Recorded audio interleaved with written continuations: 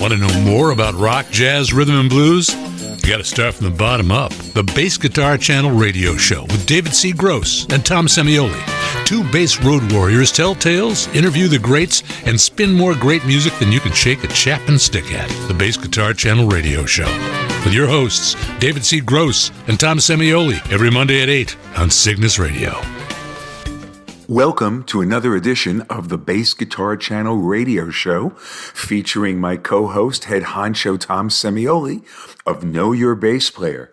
Today, we have Jeff Berlin, and I got to tell you, besides being a wonderful player, Jeff is a great educator. So this is going to be an interesting interview regarding everything from education to tunes, to his basses, to mark bass amplification.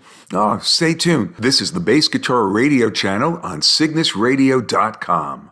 Welcome to the show. Thank you, sir. Where are you? I live in Nashville. Oh, okay. Oh, there you go. I like Nashville. I think it's a lovely place. I think people are terrific, but I miss my beloved Clearwater, my beloved Florida. Things are great here, but my heart in regards to a place to live is either in Italy or in Florida. What prompted the move to Nashville, may I? I have a business partner here who is involved with me, and I'm involved with him in recording Jack Bruce books and the book that I'm putting out, the educational books, because fairly outspoken about education. So we'll get into that. What have you been doing? How have you been, what are you doing musically in the lockdown? What I've been doing is attending to composition. I've been studying it. I have a music teacher that I recently hired, a wonderful composition teacher giving me insights into composition because as I get older, I love bass, but since the year was pretty well curtailed my playing, I wanted to do something in music that I had never done before. And I'm an armchair composer. I come up with good results. I've spent many years listening profoundly, deeply, intimately with classical music. I have scores. I pull things out and I work on it just out of the curiosity. How did Ravel come up with this? What did Stravinsky possibly imagine? These things just astound me. So I hired a teacher and I'm busy with that. As I mentioned, I have educational methods for electric bass players. Fill a hole in bass education. That I've written stuff that applies to everybody 100%. It applies to everybody that will recognize that art and learning are different. I've come up with methods that are based in classical principles, bass players, starting right from day one, note one, this is an A, this is a G, and progressing from there. And it's literally applies to 100% of all bassists, and I've released that. And then other methods for more sophisticated, better readers, guys like that. Mm-hmm. And I'm continuing writing. I'm doing a lot in that regard. And Jack Bruce, which I'm fully committed to recording and inviting guests to come and play. So that's about my life really right now. But once this is over, I'm going on the road. Already got my first shot. How about you guys? Did you guys? Yeah, I've got one jab. How about you, David? You've gotten one, right? No, not yet. You'll get it. And I had my first. And Tom, you'll probably confirm this. I hope anyway, that there was no side effects. I just got I got Pfizer. And I was tired like for a day, but other than that, I understand the real whammy comes on the second shot. Everyone's told me. That's what I heard. But even still, I had some Pfizer friends that said nothing happened to them. So anyways, I have a plan to tour the world doing a bass class. I have a plan to tour as Jeff Berlin, to do more to reinstate myself permitted by, let's say, the elimination or minimization of COVID. And that's my life. I mean, this sounds good. You make a 2-hour movie out of it, but that's what I do. But, you talk about steeping yourself in classical music during the lockdown. Those are your roots. You studied violin at a very, very young age, yes? I did. Yeah. And I started at 5 and I went to about 15, 16. I was reading and a fully immersed and fully practiced serious young violinist. What prompted that? Was it your musical parents? Yeah, exactly. They noticed my father was an opera singer and they noticed as a baby that I would, even before I was walking, they said that my father, who would be singing Italian leader, apparently the story goes in the family that I would hear it and imitate it back. So, I mean, in a child's voice, cite. I even remember some of the oratorio. I remember some of it. But do you remember your Haftorah? We have to have a laugh track on this later. I will get one. But then your epiphany came, I guess, I want to say February 9, 1964. Was the Berlin family by any chance watching the Ed Sullivan Show? Oh, yes. When I saw them, well, I wasn't impressed. I didn't know what it was. Uh-huh. It was four guys playing guitars. That didn't mean anything to me as a immersed into classical music student, and I had no real appreciation for it. I saw it. I can't say that I was moved or excited by it, but certainly later, and I don't mean a lot later, when that bug hit me, when I got the deeper meaning of what the Beatles were, it was to quote Papillon, Henri Charrière said it was a knockout blow. And that's how it was for me. I was knocked out once the reality of that music became apparent to me. Well, how long was it after they first came here that I'd say a few months, but I do recall that once I bought a record, and I don't recall which one, that sort of faded a little bit, the details. But it was one of the earlier ones, might have been Beatles 65. I recall being nuts about that record. And that was it. And then I had to get a guitar. You know, I was changed. It was no more of this anymore for me. That was now consigned to the ages. I didn't want to do it. Well, how did your parents feel about the Beatles? Because I remember my parents were pretty revolted by them. But your parents, were they accepting? Were they? My father wasn't. He's an opera singer. He's a classically trained guy. He's also a trained actor. So we had the art. So when he heard these guys going, woo, you know, he wasn't particularly overwhelmed by it, and he didn't like it, and I did.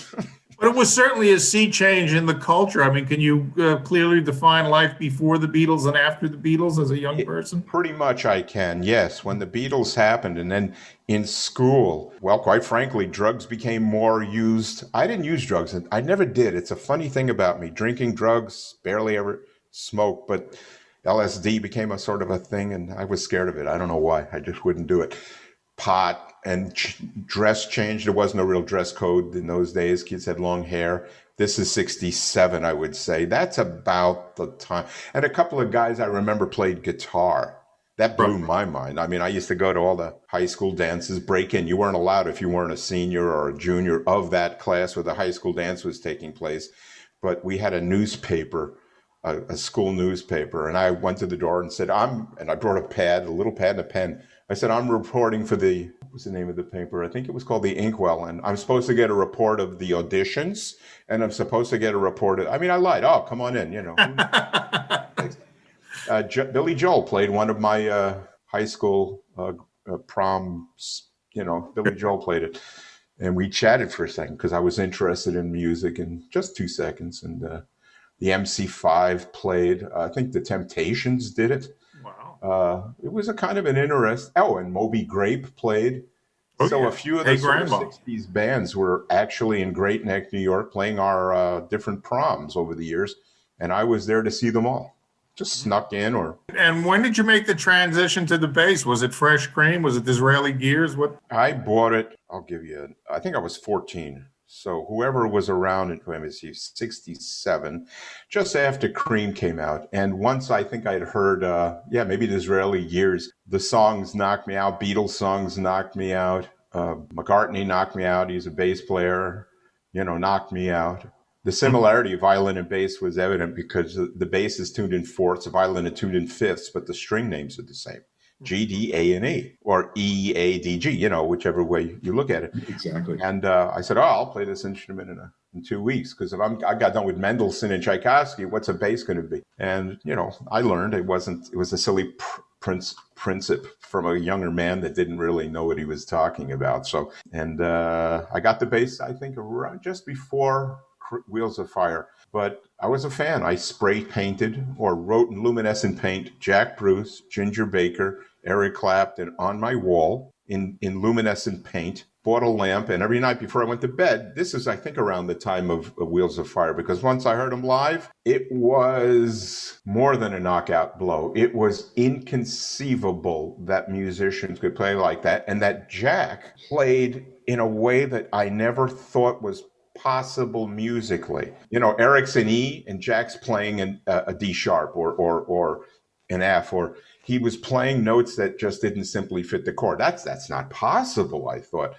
So Jack slayed me, laid me out, Cream killed me. Ginger to this day is one of the most remarkable drummers I've ever heard because he can hit his tom and it's Ginger. That's the sign of brilliance when even the instrument is identifiable with the player. So that was it about the 66, 67. I got a bass and lucky me, I'm thrilled that I made the switch. I'm still You still have that bass? Oh gosh, no, that went years ago. It was a Hagstrom. And the neck was like this, like the letter U. Absolutely. And That's where you got your chops from. That was the G string. This was the D string. This was the A string. So, and the tone was awful, and I had a crappy amp, and it was. And they had all these buttons on the damn bass that virtually did nothing. I experimented with them. Did you? Yeah, absolutely. You did, right? Mm-hmm. I mean, I flipped this and flipped that and discovered that there was more of a tone that was like that over a tone which was more popular. Yeah. And that's what got me into mid-range. It was actually that first bass. Very interesting.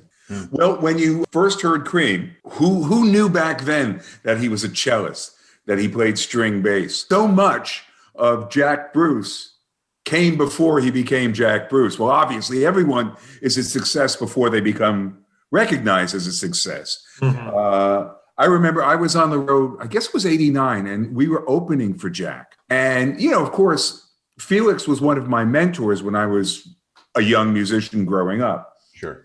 But what I did not know until the very first sound check was this guy played stride piano like nobody's business. He would sit down. It was amazing, and it made sense.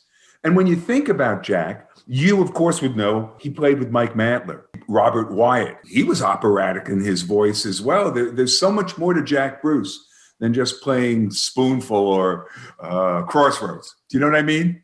Yeah, Jack was raised in the classical genre. He was a reader. He was a multi-instrumentalist. He knew harmony. He knew these things and was an adventurous guy who decided on his own merits, the things he heard, were to experiment in other tonalities that didn't fit the bass well, which got him, in some respects, in trouble with a lot of musicians, but in the other areas, made him the first, I call him the first bass virtuoso, electric bass virtuoso in music. Yeah, absolutely. Before Tim Boger, who did, I think, the first real solo. The first real solo on electric bass was the late, great Tim Boger. He did a thing in Vanilla Fudge did the break song, and everybody had a break. And he did a solo, and it was the first one, I think, ever. So Tim, who had passed, had lost a little bit of traction in the fame area in music, ought to be designated a bona fide bass hero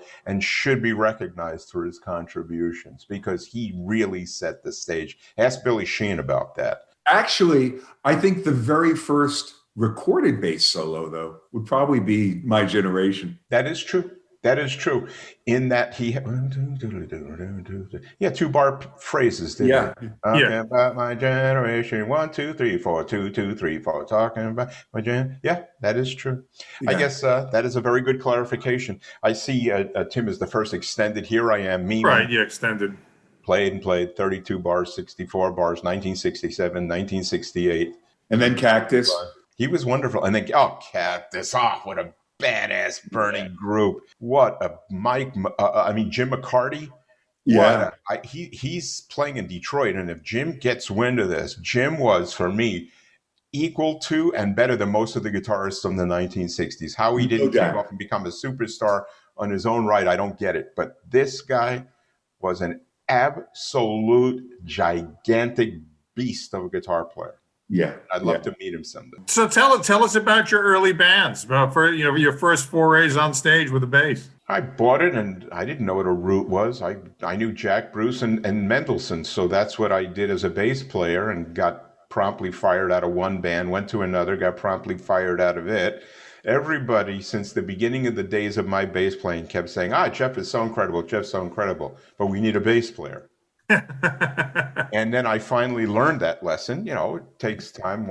There's a kind of an apprenticeship that we all go through where if we're smart, I believe, we allow ourselves to sound like shit, where we allow ourselves to play awfully bump and get into the the grit and dirt and ugliness of music to where we could learn from that and emerge permanently into something better. And that was my story. It's actually the story of every self-taught musician. You guys, me, everyone watching this has that potential, and some of us have done it. These days, though, bass education, which is a kind of an important topic for me, has sanitized the road to where students are actually being denied the great and beautiful opportunity to sound like shit. And what I mean by that is they are denied the chance to figure it out.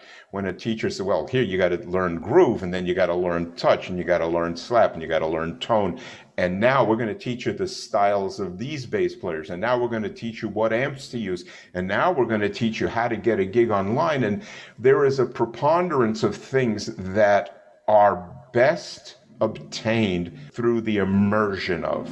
And bass education has denied this generation really a chance of learning profoundly that you gotta sound bad before you sound good. Michael Jordan was not Michael Jordan at the beginning. Ali at the beginning as an amateur, had to learn until he became a later. He was actually knocked silly a couple of times in his younger formative years, but he had to be. There is a you got to get knocked portion of life. So this is why, in that sense, I always felt that bass players today are denied this. And they really shouldn't be. They shouldn't be afraid of sounding awful. They really shouldn't be afraid of not knowing, because that's ground zero. Now go up from there. And once we do, we're all better musicians for it. So it's just a message I like to share. Well, I tell you, you're making a great deal of sense. There's something called the 4 masteries of learning. The first is unconscious incompetence, where you don't know what you don't know. Then there's the next stage up. It's conscious incompetence, where you know you don't know. Then there's conscious competence, where you've got the books, you're starting to study this. And then, of course, you go on the bandstand and hopefully it becomes unconscious competence. I used to play with Ray Barretto in New York.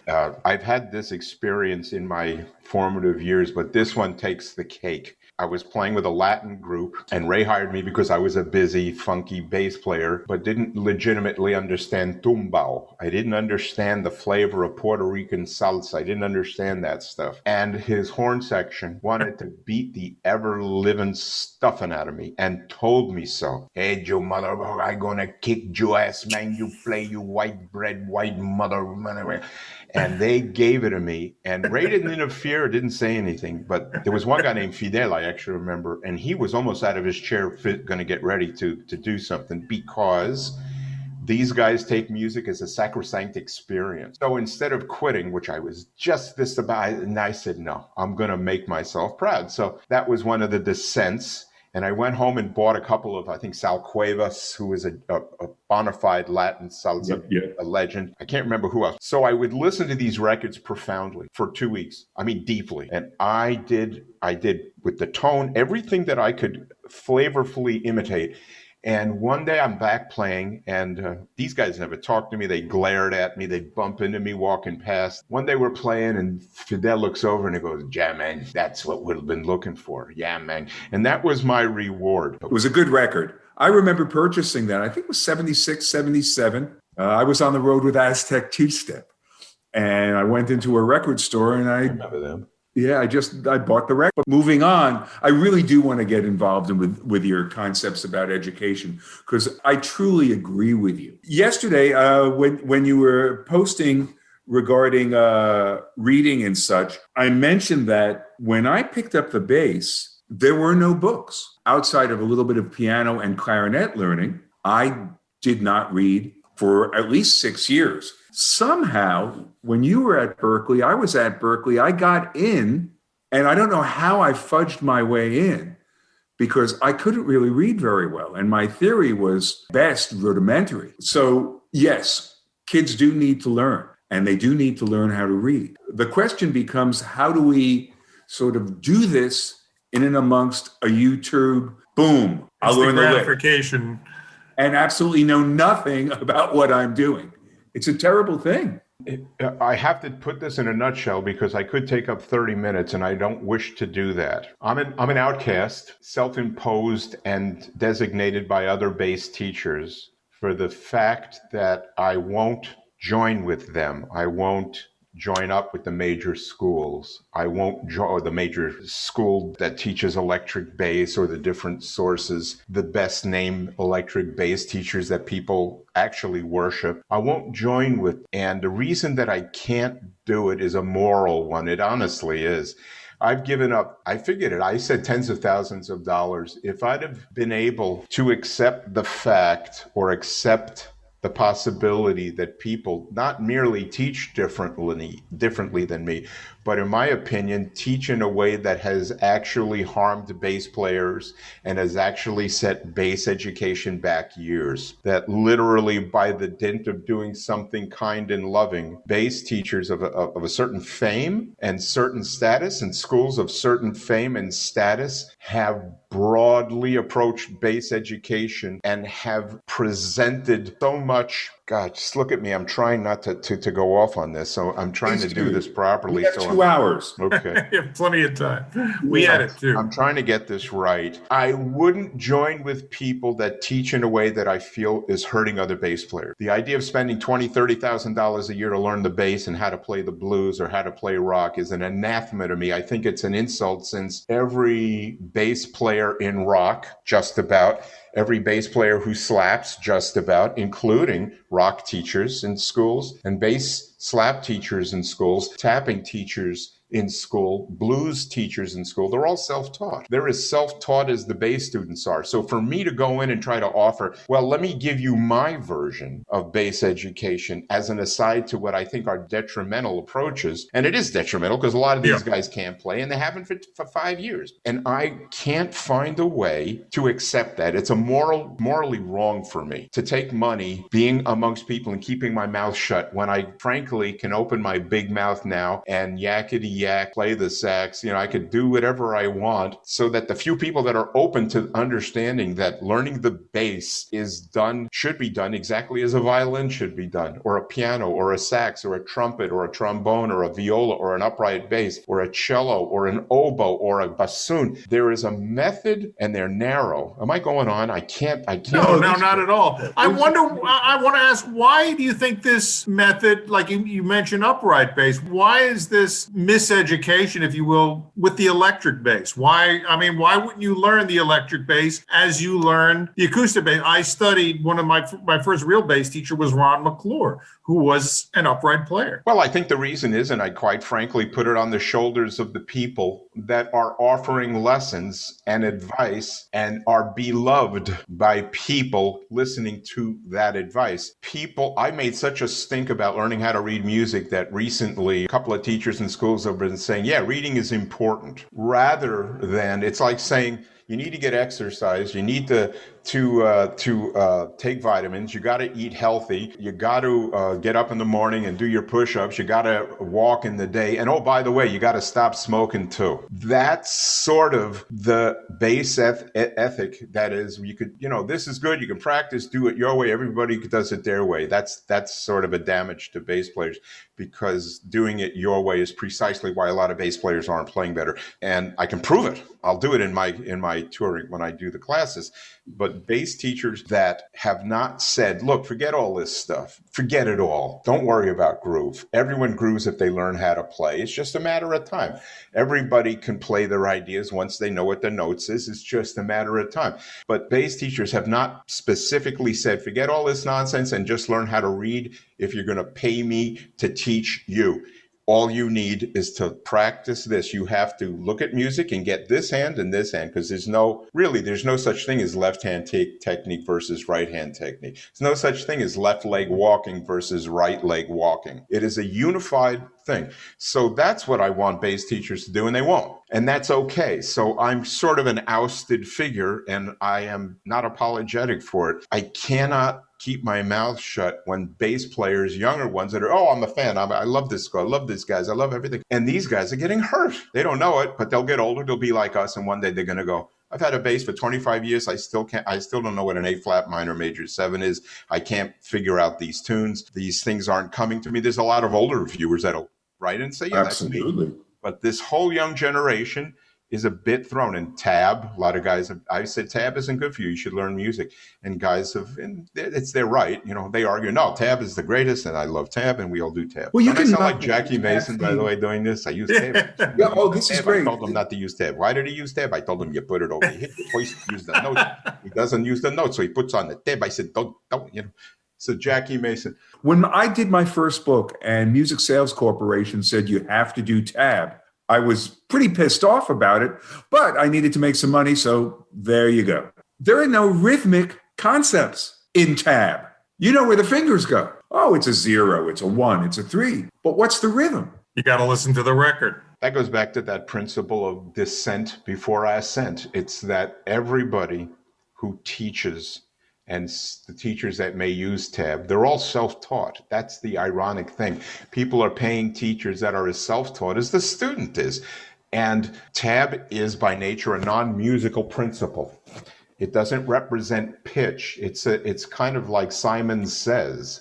Venus Paradise. Remember the colored pencils, color by number? Oh, yes. It's the exact same thing. Well, I just wanted to, I think Venus Paradise would work for me if I recognized that it wasn't for arts purposes, but for entertainment's purposes. But often a lot of guys think, well, I use tab and it helps me to learn music, and it really doesn't. The sad thing, and that's why I've been so verbal about it, and I don't, like I said, I don't apologize. I don't take it back. I'm not shy. I don't want to hurt anybody, but I've got to tell the truth about learning. And I put my 30 years of education on the line as validation of the things that I share, is that tab is an end to musical development, and music is the beginning of it. And if people wish to get into tab, they're going to instantly stifle and cut off their progress, because their musical life continues no further than 3, 5, 6, 9, 9, 3, 4, 3, 7, 8, 9, 10.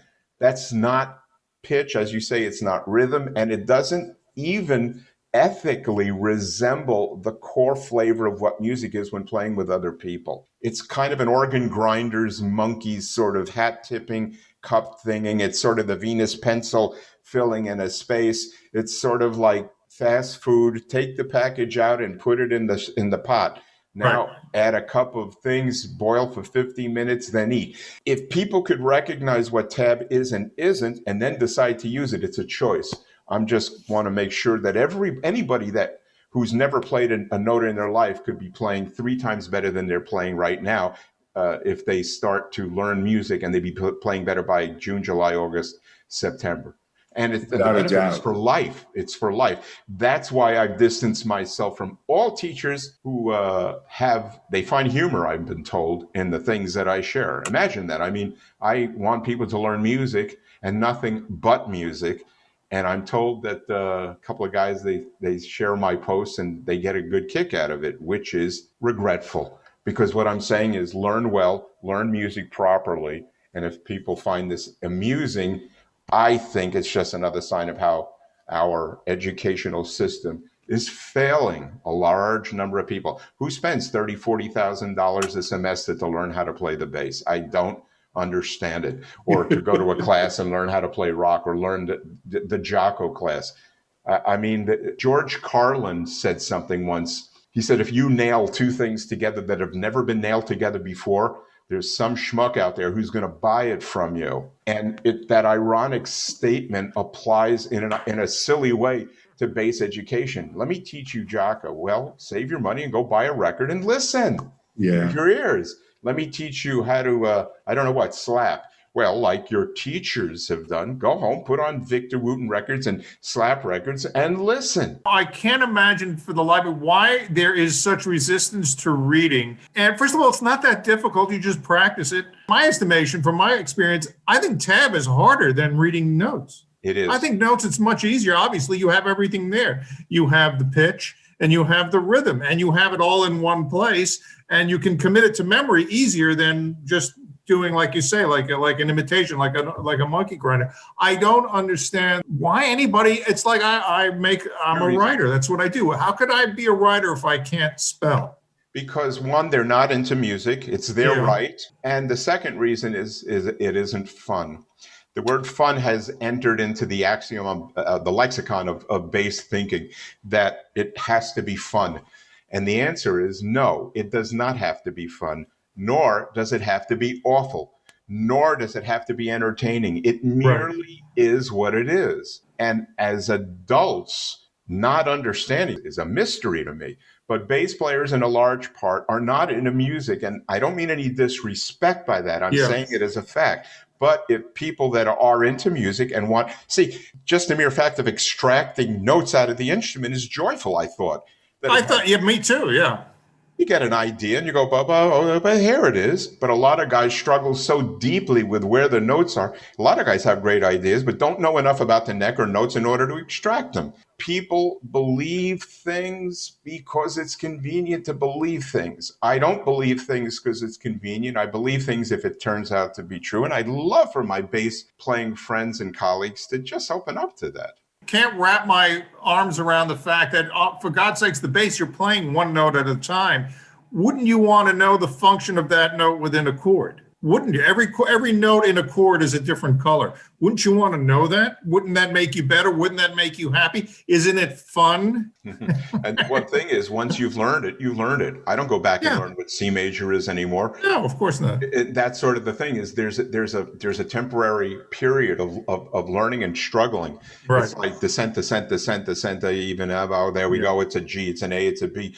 And it becomes demystified. That's what my book was all about, to demystify Think about this. reading. I made it for that reason, because bass education doesn't have this, in my opinion. The very first bass books, electric bass books, came out around 67, 68. They were Carol Kay's books. Carol Kay, yeah. 1, volume 2, volume 3. We could learn. And I've been trying to figure out what the hell a boogaloo has been in 67.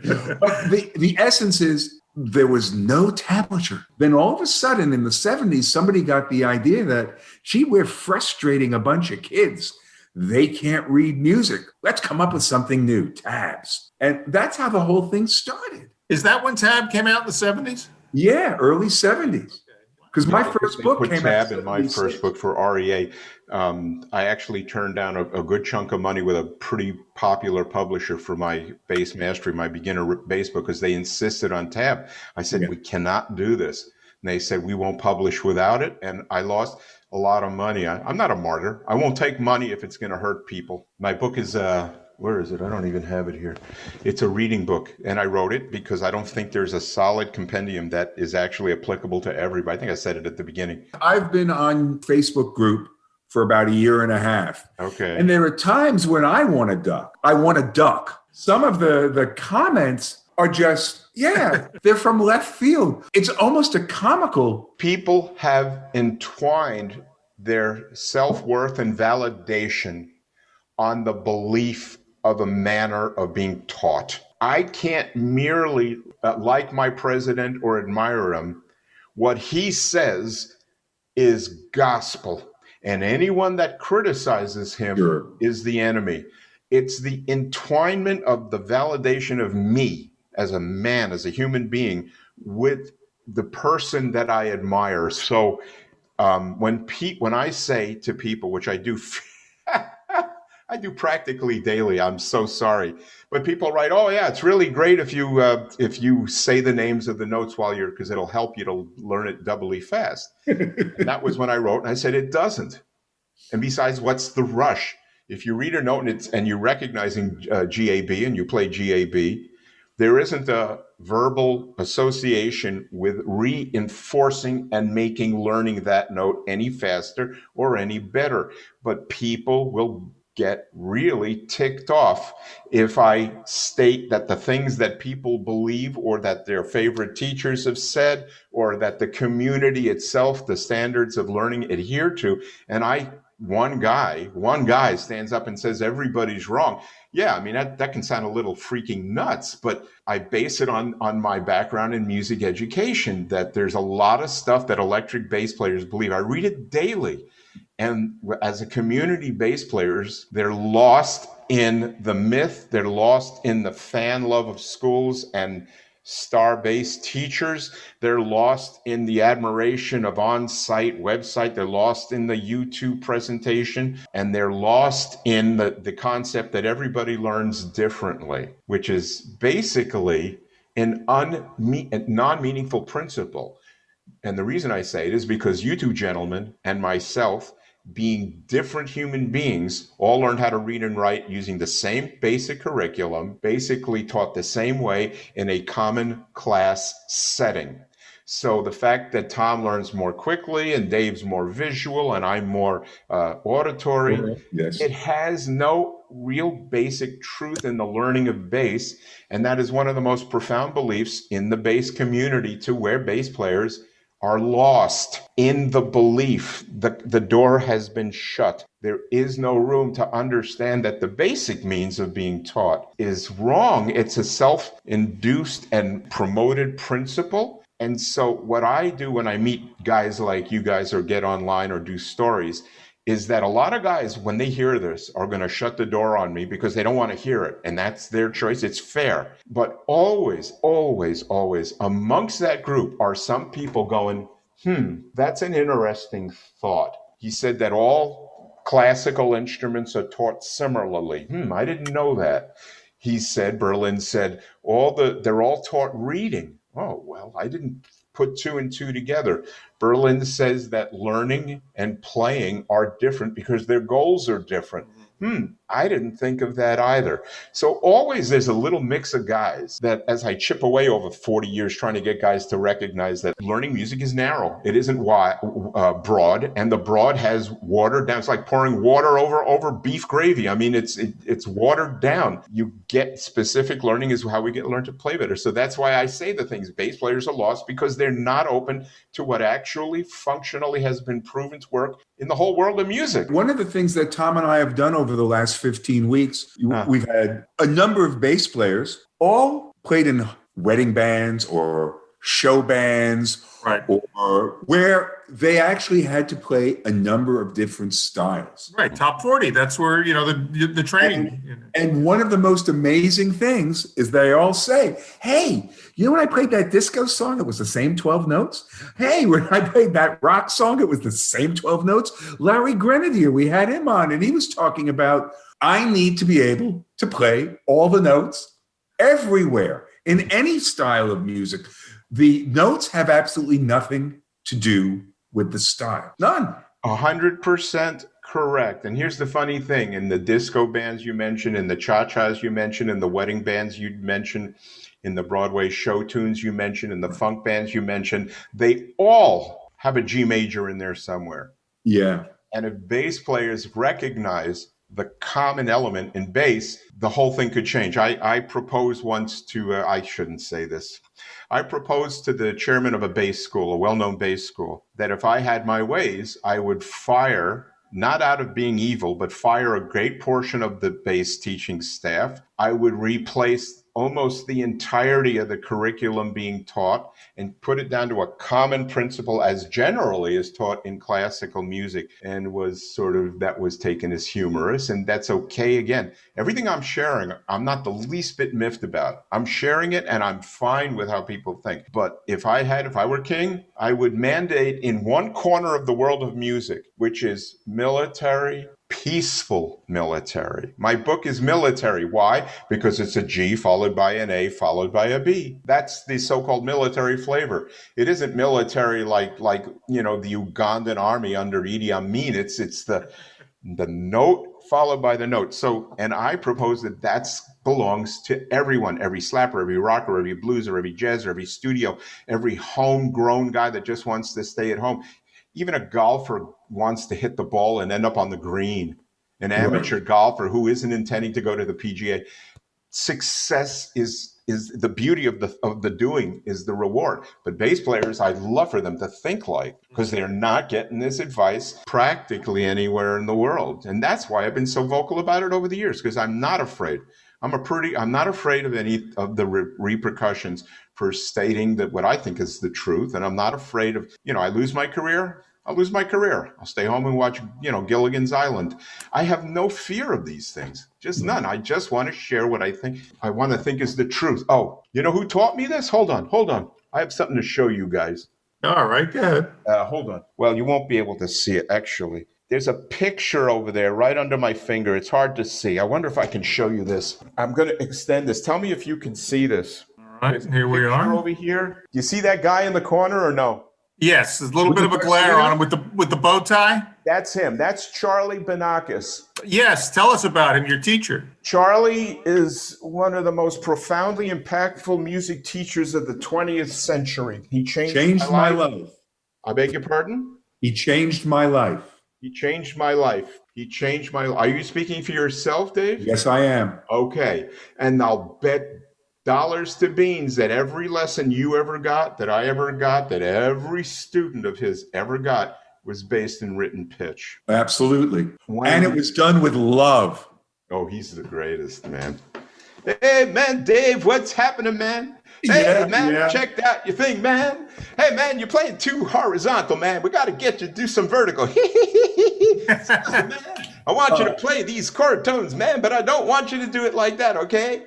All right, Dave. All right, man. Is that a good imitation of him? Oh, it's great. He was fabulous. What was his methodology? What made him unique? Well, his methodology was entirely based in the teaching of musical content, in the teaching of harmony, in the teaching of melodic and harmonic concepts only. He had bass students, he had trumpet students, he had guitar students, he had piano students, and he had students sometimes on and off for 20 years because he was a bottomless source of beautiful, original concepts of music to practice on the instrument. And if it wasn't for Charlie, and Dave will validate this, I certainly would not be. Oh, no way. Yeah, absolutely. No way. And that's the ethic I'm trying to share with a lot of guys, even if they're not interested. Like I said, there's always 3 guys that are, always. And I want to reach more, huh? I was on the road and he would send me cassettes to him. Cassettes. One day he starts, "Hey, Dave, I got a double mambo for you." I remember and the on double and on mambos. and on. I gave a double mambo exercise to a guy, and it threw him, which is reasonable because he played a C7 scale. I said, "Now do it and remove the A out of it." And he, as I'm sure you and we all went that, whoa, because we're no longer confined to pattern. We now had to be confined to notes. And that was a growing situation, the double mambo. I remember the double mambos. Yeah. Great stuff. Great stuff. Yeah, boys. Well, let's go back to your career now. How did you, obviously you're playing, I guess you're playing in bands. How did you graduate, or how did you get up to the point where you were playing with one of the world's greatest drummers, Bill Bruford? When I was at Berkeley back in the early 70s, Berkeley at that time was only teaching music content. It taught nothing else. I think it had one GB class, but it was a fully musical focused school at that time. You know what my tuition was for one semester at Berkeley? Right? You ready for this? $806. When I first went to Berkeley, because I was working, I was playing in a club, and when I came time to pay for the semester, it was $73, I think it was it? Yeah. I paid him $806. That was my semester's fee. So you're working, how you get to the level where you're playing with Bill Bruford?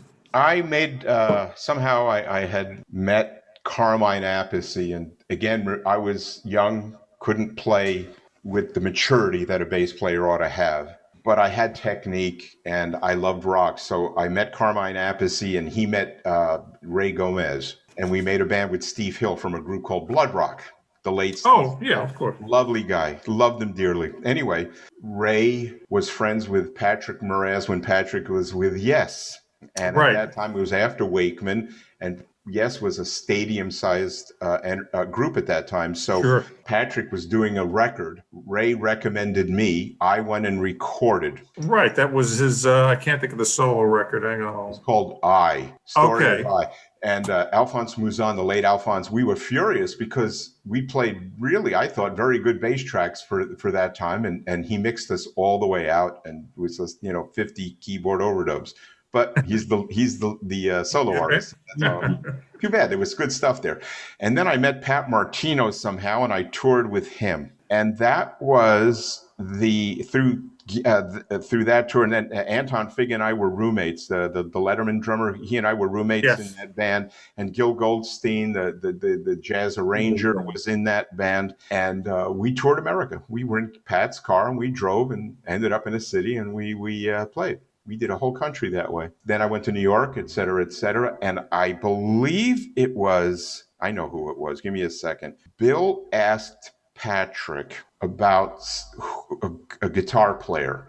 And Patrick said, go check out Ray Gomez. So Bill came to New York and played trio with Patrick and I. And Bill and I instantly locked in a vision of something.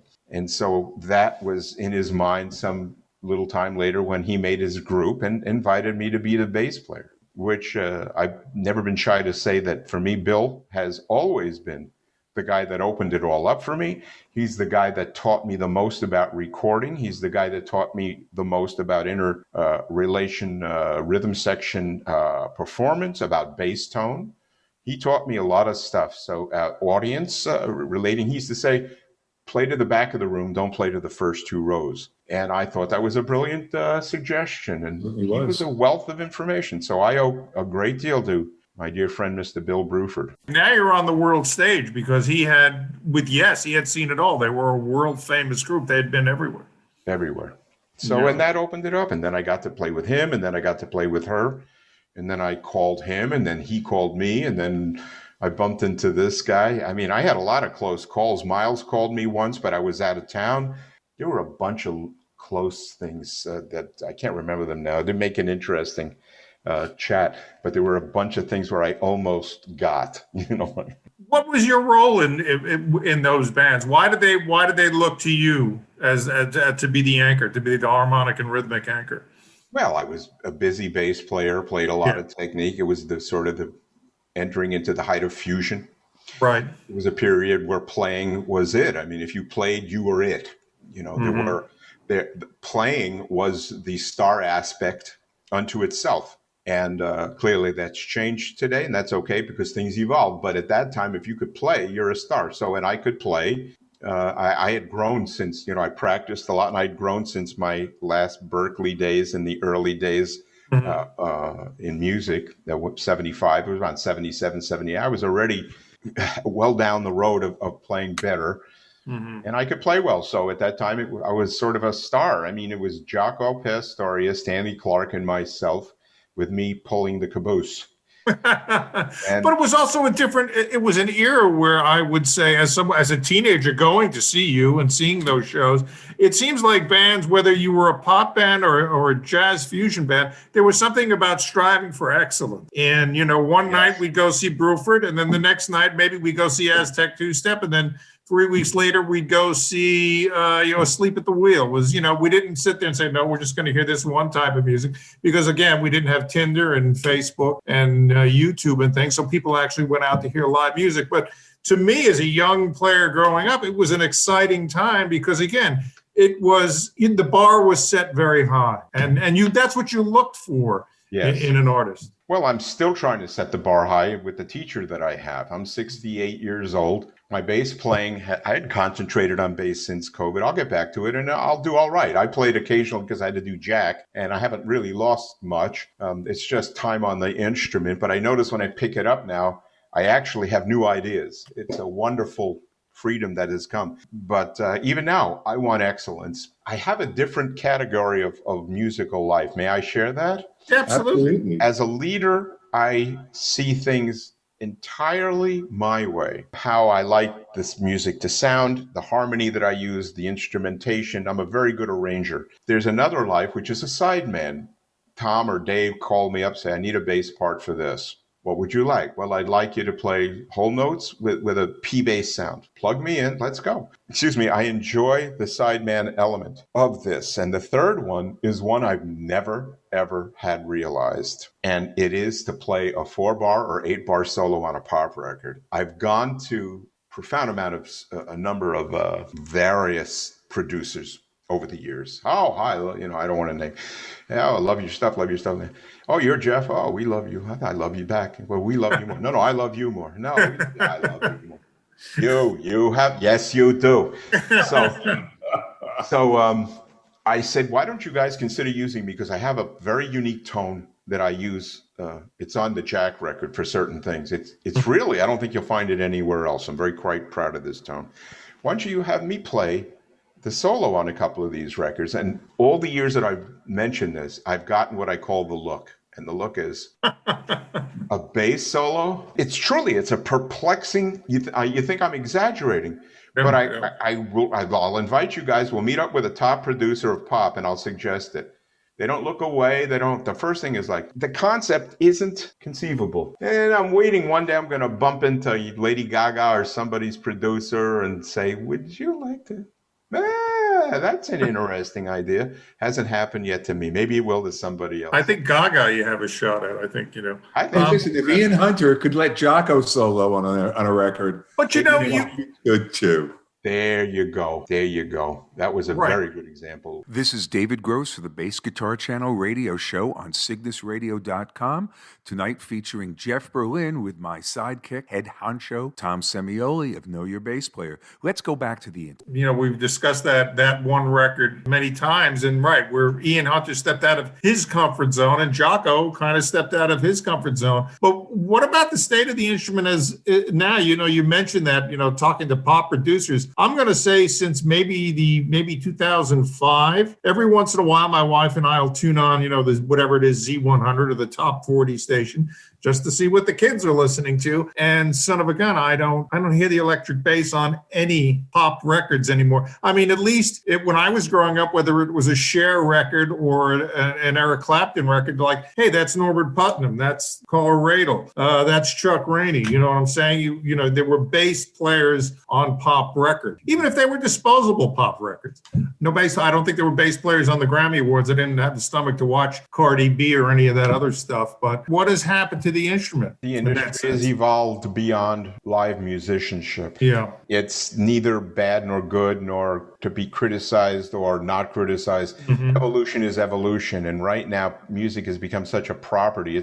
I don't even think this is wrong, but music is as presentable as the newest Elantra by Hyundai. And it was long ago discovered to be that. I mean, there's money in them, there are hills. People, yes. Why don't we commercialize these artists, make a product? Because artists are indisposable and disposable. Interchangeable and disposable is what I meant to say.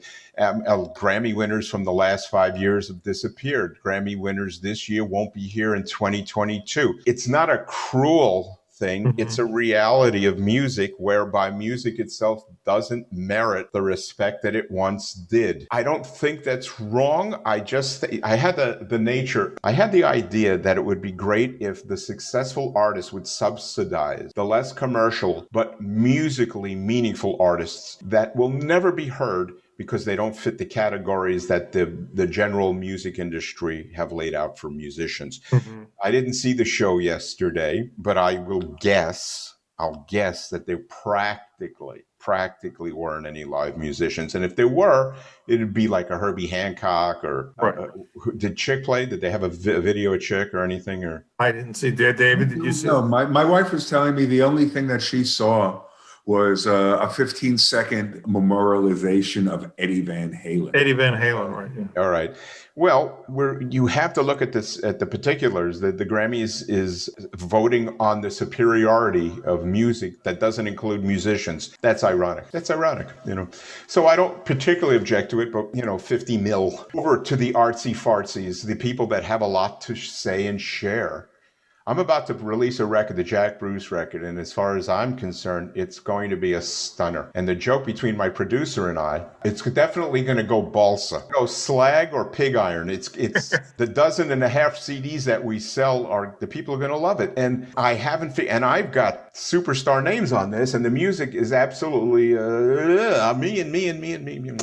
This is a beautiful product. It can't survive this industry unless I get people out there willing to champion it, But I'm accepting it. What's the name of the record? Beg your pardon? What are you calling it? I don't know yet. I'm vacillating between Jeff plays Jack, or Jeff Berlin plays Jack Bruce. But that or Songs for a Whaler. That's one that I was thinking about. So things we might like, but I would think there would be things we might like. Listen, you oughtn't tell your mother; she might be out of tune. But I mean, I would think for Jack Bruce, there would be still a baby boomer audience that's very, very loyal to that music. I think there's a tremendous market for it, especially if you go through Sirius XM with guys like David Frick, and then Deep Tracks with Jim Ladd and people like that. Yeah. Well, I don't know who any of these people. I'm so confined to the isolation booth at the 64,000. Remember that, Jackie Gleason? Yep. I know you want to be alone, and when you want to be tender with your wife, and when you're in the isolation booth at the $64,000 question. See, I'm dating myself because no one else will go out with me. Ha ha ha. And I remember all those wonderful Jackie Gleasons. So yeah, I mean, if I can find a proper promoter or someone interested in promoting it, it's going to be unique. It's great bass playing. It's great guitar playing. It's great singing. Mm-hmm. I have a collage that I'm doing with 8 top name bassists in a very unique way. And I have some of the top name guys, that are all contributing 8 bars. Okay. It's never been done. It's quite unique. And we're assembling it now and still looking for a couple of top guys that I'm trying to get that are a bit elusive, but when I say top, I mean they're top. And it's hard to sometimes get those guys to sort of view outside of that wonderful area of isolation, And well, just before we were all locked down, there was a wonderful tribute to Ginger at Hammersmith Odeon. I remember that. Willie Weeks. There was Ginger's son, Eric, and Ronnie Wood were there. Volk Carrick, so people who had and there was a lot of interest in that. I was invited to do Jack's, and I played the Jack Memorial. Was invited very kindly by his son Malcolm. Mm-hmm. Play that. Then Ginger passed. I have a Ginger Baker story I should share one time. You want to hear? Sure. His curmudgeonly reputation. So yes. I was in L.A. He was playing in a band, and he played a club. I actually remember the name of it. The Palomino, was it? It was a country club, but anyways, they were. He was playing there, and he's backstage, and I knew his reputation, so I walked up to him, and he's sitting there kind of like alone, and I said, "Hello, Mr. Baker. Sorry to bother you, but before you go, tell me to go fuck off. My name is Jeff Berlin, and I'm a really big fan of yours." And he looked at me and he went, "Fuck off," and he smiled, and I walked away.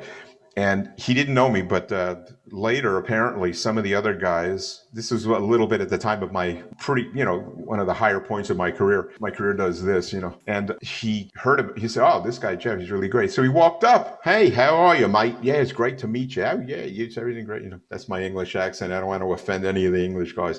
"I don't talk much better than this, I sound like Dick Van Dyke doing Mary Poppins. So, yeah, it was nice to meet him. He was chatting with me, and he was very friendly, and I was honored. I mean, it was. He didn't break your nose. I didn't break my nose. He didn't break my speckles. He didn't. Yeah. He was very forthcoming, and we chatted. We sang a jazz tune together. I can't remember. And my wife at the time was once a model, and he looked at her and he goes, "This your old lady?" So he was very forthcoming, but I thought it was funny. I kind of got a giggle out of him. I know you don't listen to your old records, but when you reflect on your career as a sideman, what are some of the records that you're most fond of? What are the ones that really are special to you? I honestly, going to be blunt, I don't reflect on it. It was, I don't have a favorite. I can't say I did. It doesn't have to be a favorite, but. Well, Dave mentioned the Ray Barretto record. I think I had a 4-bar bass solo there with conga, which is a kind of a funky intro. I liked that. I did a walking thing live with Charles Mingus's pianist Don Pullen. That was fun. Allan Holdsworth records were great. Katie Lang, and that was fun. Yeah. I did a couple, interestingly, of some very famous guys who hired me in replacing the bass player in their bands, and I'm under contractual obligation to never share who that is. Several of these guys are, and I won't, but I like to sort of say it as a tease that I would came in and stuff that guys have heard that they believe is someone else isn't someone else. It's me. I don't know. I've had a pretty interesting and broad career. It's tapered off over the years. Done a lot. I don't know. I've done a lot of movies, TV. When anybody calls me, I'm pretty excited to play for them. And what about the state of, I mean, is it the best of times or the worst of times? I mean, when I first heard you back in the day, that was the album era where we'd actually sit down and enjoy a record from start to finish. We put our headphones on and concentrate. Imagine sitting in a room, David, and listening to music.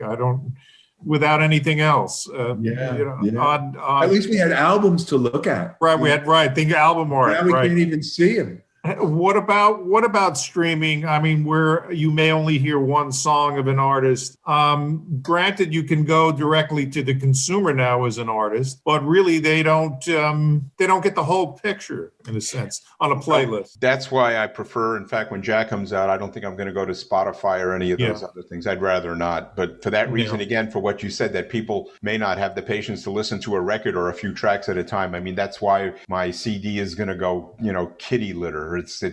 There's no way that it's going to get into the gold or, I can't. It's musically focused and it doesn't fit in the genre of entertainment for entertainment's sake. And to be clear, it's important to have music that is entertaining for entertainment's sake. And my music in this case, I think, is so outstanding a project for me to have produced. I'm not the producer, John McCracken is, but to have arranged and created, that the entertainment factor, quite honestly, is how flippin' hard it's going to rock and swing and harmonically. There's stuff on there that's really not heard elsewhere. I'm so I tease about it. That's why my thing is going to go. What did I say? Slag or balsa wood, kitty litter. It's it's going to go paper mache. I haven't heard the word paper mache or the words paper mache. You used to have a school. You ever think about doing that again? Yes, but I will. I'm 68. I don't know how many more years of this I can endure in terms of physical putting out. But if I always wondered if someone will partner and finance a school with me and actually do that. I financed my own school at the beginning and it was doing well. And we had guys that, quite frankly, almost 100% of them got better just by because they're learning music. You got to get better with music. I'm no genius. Yeah. Music makes us better. So, I'd do it again. I was thinking of doing one in Italy or something, or maybe Spain or even Greece, but I'm fantasizing here. I'd like to go maybe back to Florida or Nashville might be nice if somebody was interested, but I don't know. I'm a good teacher because I can save people 20 years of struggle. I get guys all the time, I wish I listened to you back in 1981, all the time. And what am I can I share something? Nothing that I share originated with me. That's why I know it's valid. It's valid and it works. It's all extracted out of the classical and jazz aspects of instruction. Nothing originated with me.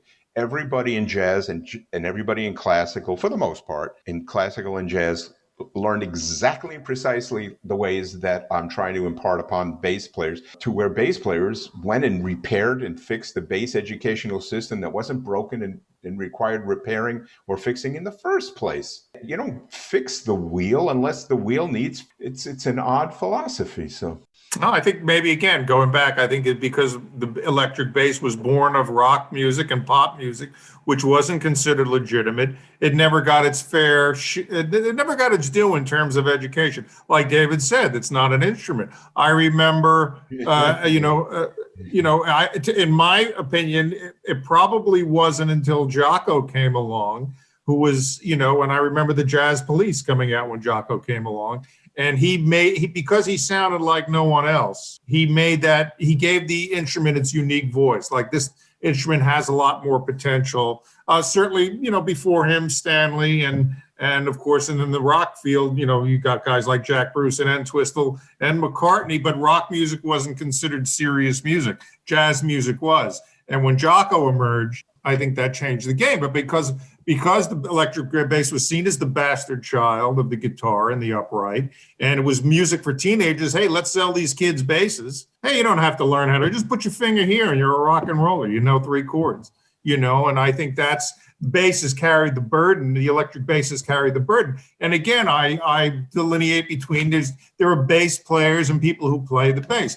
every note has a function within a chord. How could you not know that? It's only if you're only playing one damn note at a time, you should know what the function of that note is. You should be able to look at let's say I can transcribe a duck-dun chart and look at it and say, wow, look how duck grooves with quarter notes. Look how duck grooves with whole notes. Maybe when I write my song, I can do what duck does, even though I'm not duck-dun. I mean, you have all this power at your disposal, and it's not terribly difficult.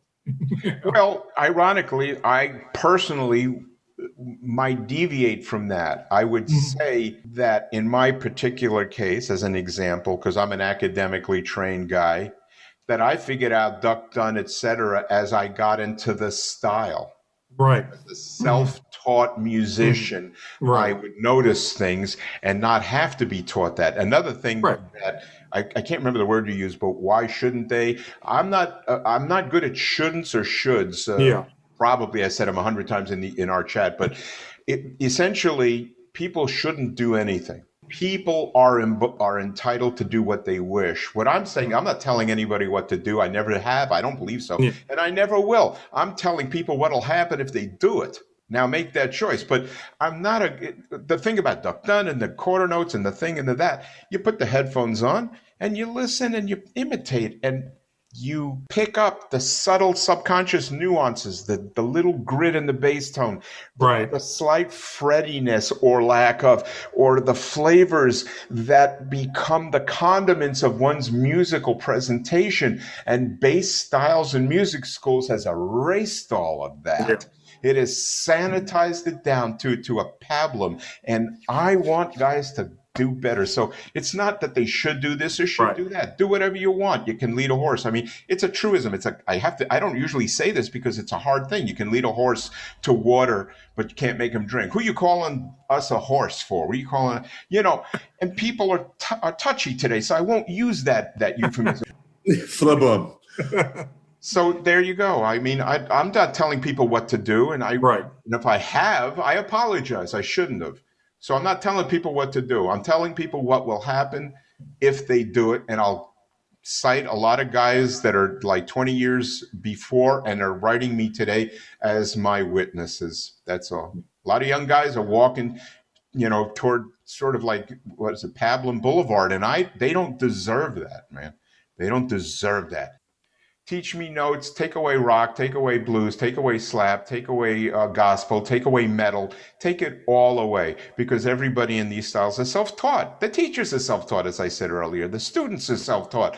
The curriculum has no core related to the style. If you want to learn a style, slap, slap, slap, slap, slap. That'll be $50.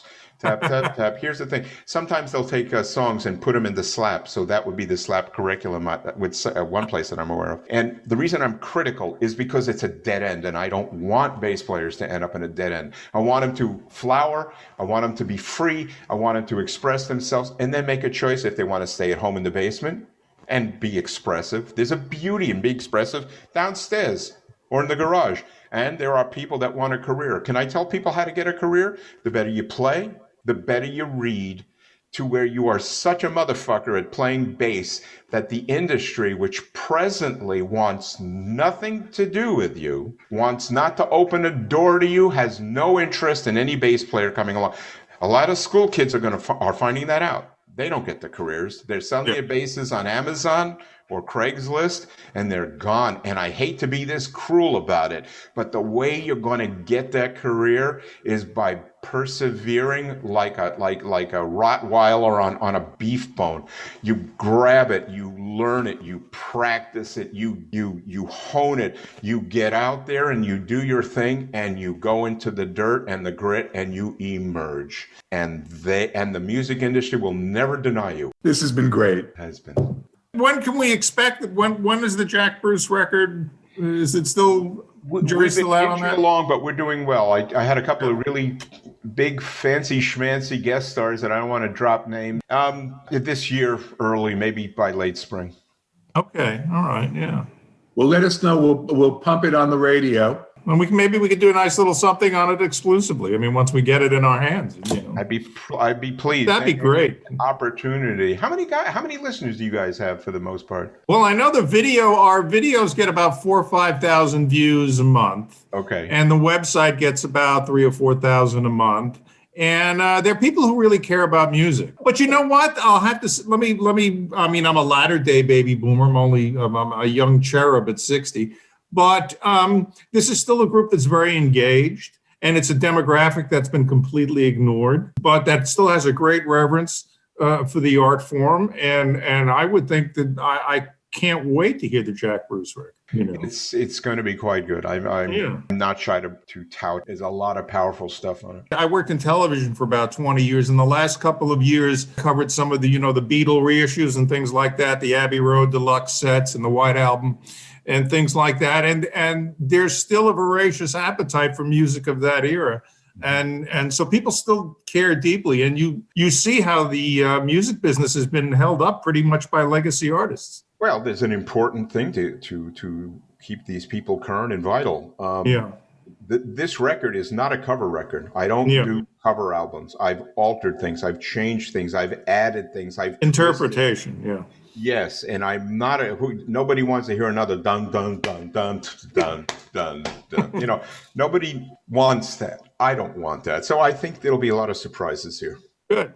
And I like the video you did with the Sunshine of Your Love. It's the notes that you don't play. I like that. I'm going to... You got to hear it, David. You got to hear Sunshine of Your Love without the notes. I will. It's called Your... All right. All right. Be well, Jeff. Thank you. A pleasure. All right. Thank you, Dave. Over now. Nice to see you. And good luck with everything. Beg your pardon? Good luck with everything. Thank you, sir. The same for you. And that was a great interview. Thanks so much, Jeff. Tom, thanks as always. Tom Semioli, head honcho, knowyourbassplayer.com. Next week, we've got Benny Ratefeld, and that should be a great show as well. So everybody, thanks so much for listening, and we will see you next week. This is David C. Gross for the Bass Guitar Channel radio show on cygnusradio.com. Take care.